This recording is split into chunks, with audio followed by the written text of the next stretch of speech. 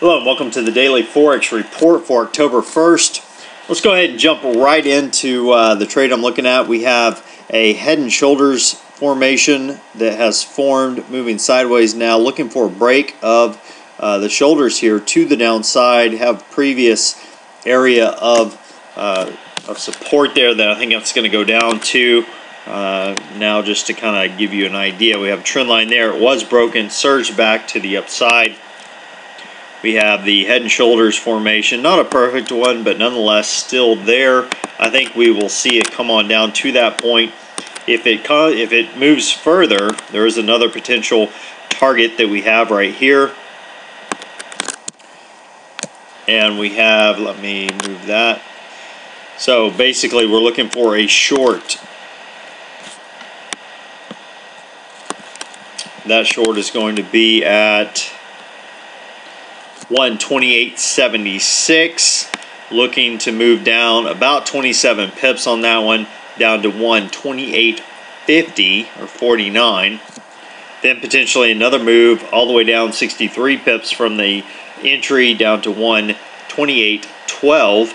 At that point, it could go all the way to the 0-0 level, using a stop loss right above this high at about 20 pips. So really good risk to reward on this head and shoulders formation. Like I said, not the ideal one, not the typical, but nonetheless we have some good targets. Definitely some good stop loss, 3-to-1 risk to reward. If it hits this bottom one, definitely go to break even and then trail your stop from there.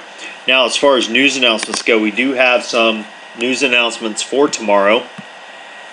We have the Australian Reserve Bank releasing their rate decision a little bit past midnight, 12:30 during this next session. Consensus is they're going to hold rates at 3.5%. Then at 5 a.m. Eastern, we have the Eurozone Producers Price Index being released for August. Consensus on that one is that it has jumped higher from 1.8% to 2.6%. Now, as far as the pairs go, let's take a look at the U.S.-Japanese yen pair. This pair did close higher during this last session. Let me zoom in a little bit, get a better feel for this one. There we go. Had kind of a small range day overall. Did close up, but just by a little bit. We are looking for it to potentially go up to 78.37, possibly down to 77.50. Look for some resistance around 78.15, and look for some support around 77.50.